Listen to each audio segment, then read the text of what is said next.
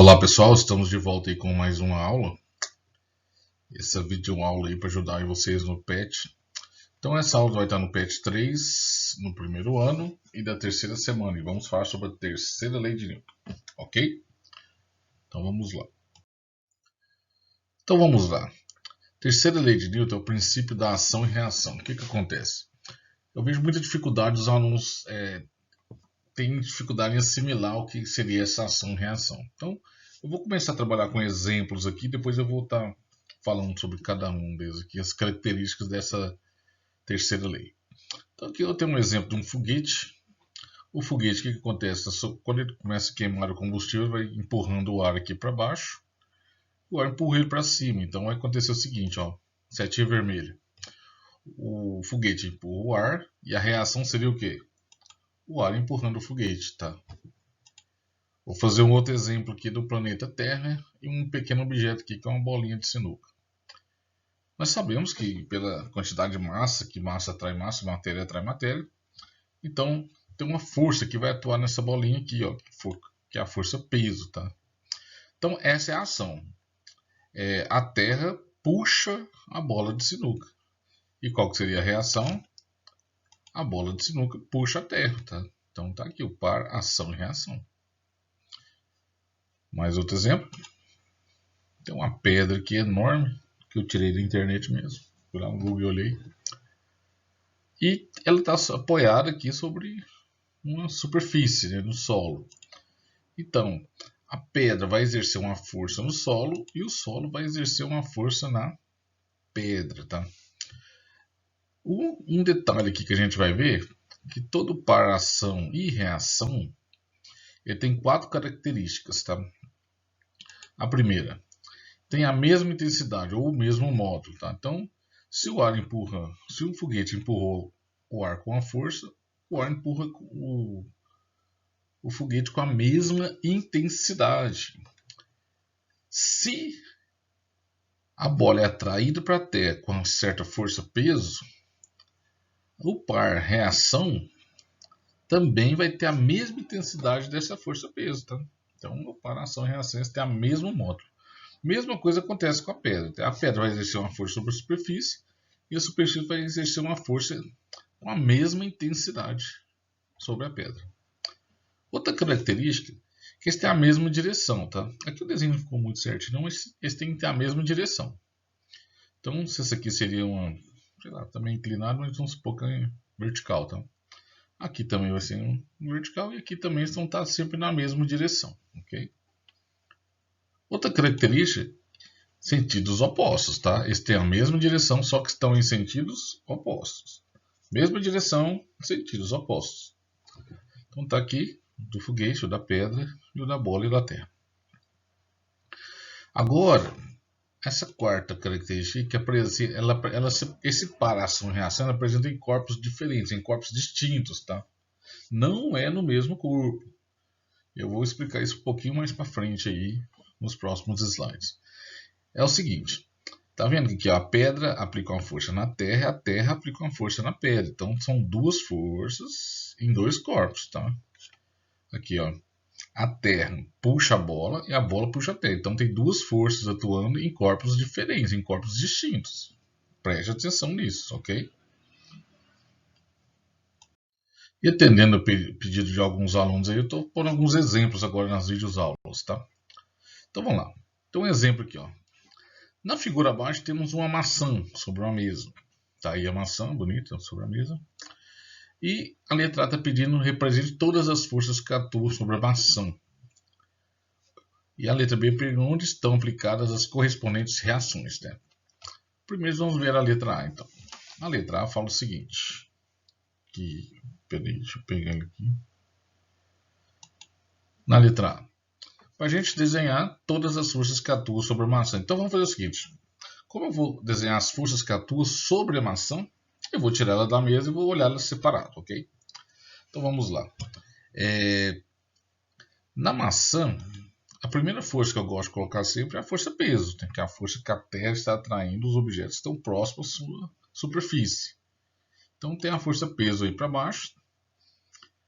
Em contrapartida, como essa maçã não está caindo, ela está parada sobre a mesa, tem que ter uma força atuando sobre a maçã que não deixa ela cair, ela tem que ficar parada ali, né? Então, qual é a outra força que é? É a força normal, tá? Essa força normal é a força que a superfície faz sobre a maçã para que ela não caia, né? Então, como o problema não fala que ela está caindo, então quer dizer que ele tem uma força anulando a força peso. Preste atenção no negócio agora. Esse peso e normal não é um par ação e reação. Lembra da quarta característica do slide passado? Fala o seguinte, que ela se apresenta, o par ação, a reação ela apresenta em corpos diferentes, em corpos distintos, tá? Não é no mesmo corpo. Então essas duas forças estão no mesmo corpo.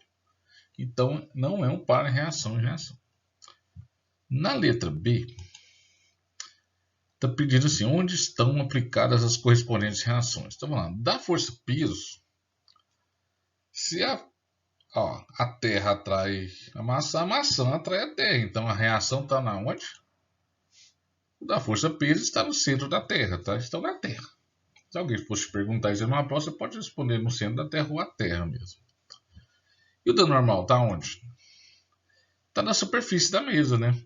Porque a maçã está exercendo uma força sobre a mesa e a mesa exerce uma sobre a maçã. Então, tá aí um par, a reação da força normal está sobre a mesa, está sendo aplicado na mesa, tá? Ok? Espero que vocês tenham entendido aí. Eu sei que foi curta aqui a explicação, mas é isso aí. No PET de vocês também tem a força de atrito, está falando lá. Então, essa força de atrito, ela se apresenta de duas formas.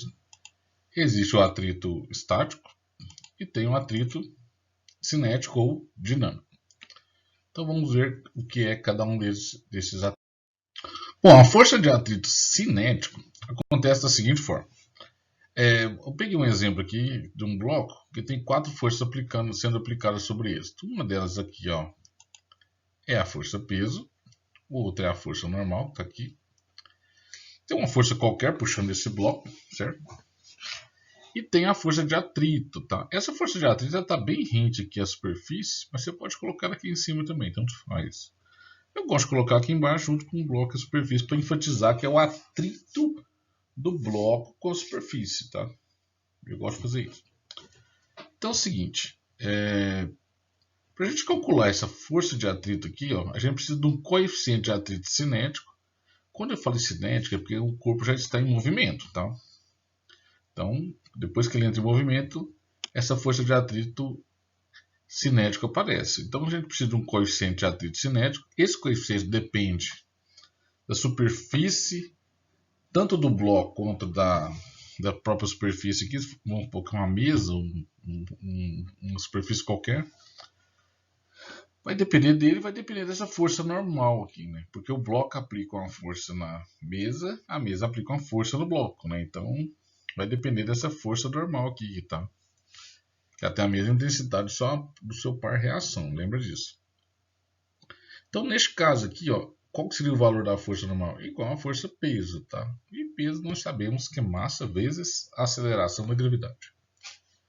Então, para a gente calcular é fácil, é só você pegar o coeficiente de atrito, que vai depender da superfície, né? das superfícies de contato, e da força normal, que é esse N aqui que eu estou representando pela frente, letra N aqui, ok? Vou fazer um exemplo aqui um pouquinho para a gente memorizar isso aí. Então vamos falar agora sobre o atrito estático, tá? Então a força de atrito estático calcula do mesmo jeito. A força de atrito estático é igual ao coeficiente de atrito estático vezes a força normal. Aqui tem um M aqui que esse atrito estático ele vai do zero até o máximo. Então estou ensinando como cálculo máximo aqui. Então vamos lá. Peguei até o mesmo desenho, tá? Só que neste caso, como é estático, o bloco está em repouso. Ele não vai estar em movimento. Preste atenção nisso. Então vamos lá. Como a força peso aqui ele não está se movimentando na vertical, então a força peso está anulando a normal. Então as duas estão atuando no mesmo corpo, uma anula a outra. Então vou me atentar apenas às forças horizontais, tá? Que é a força F e a força de atrito Aqui está um F maiúsculo e eu coloquei um minúsculo aqui para ficar igual uma apostila, mas esse aqui é o F minúsculo. Tá? Então vamos lá. Se eu não fizer nenhuma força F aqui, ó, horizontalmente, o que vai acontecer? Se ele estiver paradinho, não tem força de atrito, porque se tiver uma força de atrito, ele ia para a esquerda aqui. Então, se eu não fizer nenhuma força, aqui também não vai ter nenhuma força atuando de atrito, não, tá? Vamos supor que eu vou aumentando essa força F e essa força de atrito, e ele continua parado. Para que ele continue parado, o que tem que acontecer com essa força de atrito? Ela vai aumentando também, tá? À medida que eu aumento a força F, a força de atrito também aumenta, porque ele está estático e está parado, tá? Então essas forças vão se anulando. Vai chegar um momento que vai ficar na iminência de movimento, tá? Que essa força de atrito aqui, essa força F vai ser tão grande, e essa força de atrito também, que vai chegar na iminência de movimento. O que seria isso? Seria qualquer força a mais que eu fizer neste momento, o bloco entra em movimento. Isso aqui é só até ele entrar em movimento, tá?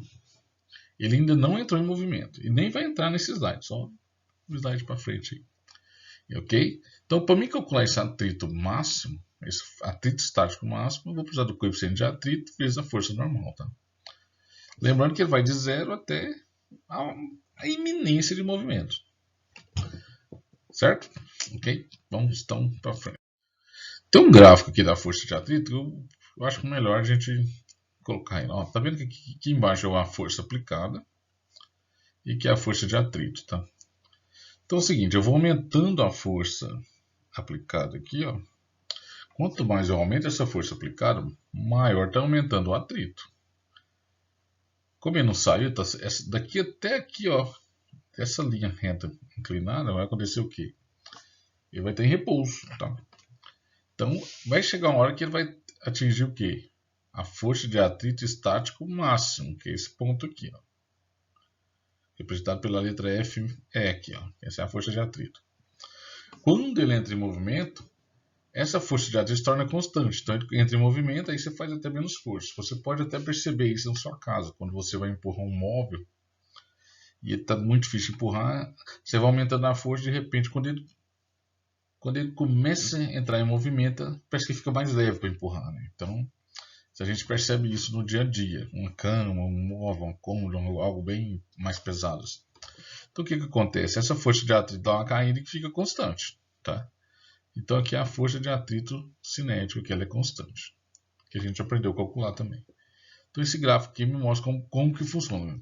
À medida que você vai aumentando a força aplicada, vai chegar uma hora que a força de atrito chega no ponto máximo, que é o ponto de força de atrito estático máximo, depois ela entra e fica força de atrito cinética, que é constante, tá? Ok? Bom, vamos fazer um exemplo aqui. Um bloco de massa 10 kg movimenta-se sobre uma mesa horizontal sob a ação de uma força horizontal de intensidade 30 N. Então está falando que o coeficiente de atrito cinético entre o bloco e a mesa é 0,20, tá? Então, sendo a aceleração da gravidade 10 metros por segundo ao quadrado, determina a aceleração do bloco. Então, para me determinar a aceleração do bloco, a gente percebe o seguinte: aqui tem um desenho do bloco e eu tenho 4 forças atuando sobre ele. Uma delas é a força peso e a força normal. Como elas estão se anulando, eu não vou me atentar a essas forças na vertical. Vou me atentar apenas às horizontais. Então aqui tem uma força F, que a intensidade dela foi o quê? 30 newtons, e eu tenho a força de atrito, tá? Para mim achar a aceleração que ele quer, eu lembro que é o seguinte, lá da segunda lei de Newton fala o quê? Força resultante é igual a massa vezes a aceleração. Então, vou colocar aqui, ó.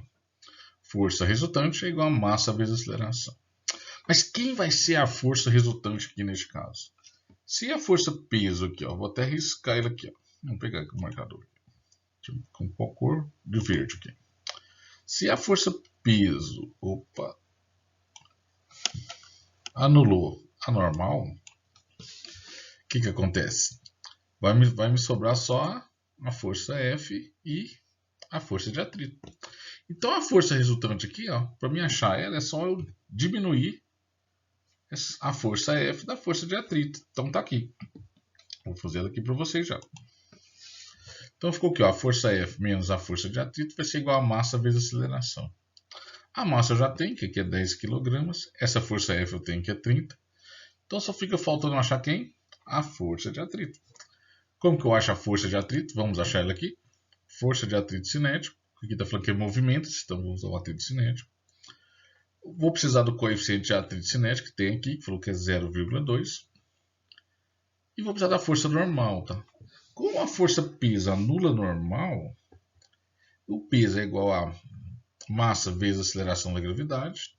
Eu sei que a força peso aqui vai ser quanto? 10, que é a massa, né? Vezes a aceleração da gravidade, que é 10, vai ser 100, tá? Então, a força normal aqui vai ser 100, vai ser igual a força peso. E o atrito cinético vai ser 0,20, tá? Então, vamos colocar aqui. Então, aqui, ó, substituir aqui, ó, 0,20. Atrito, o coeficiente de atrito, pessoal, é um número adimensional, tá? É só um número aqui, é 0, alguma coisa. Então, aqui está 100, vamos lá. Quando eu multiplico isso aqui, então 0,2 vezes 100 fica 20 newtons, tá? Então eu sei que a força de atrito é 20 newtons. Então eu vou substituir dessa equação aqui, ó, os dados que eu já tenho agora, tá? O que eu já tenho aqui? Eu tenho que a força F é 30 e a força de atrito é 20 que eu achei aqui agora. E a massa é 10, então vamos lá.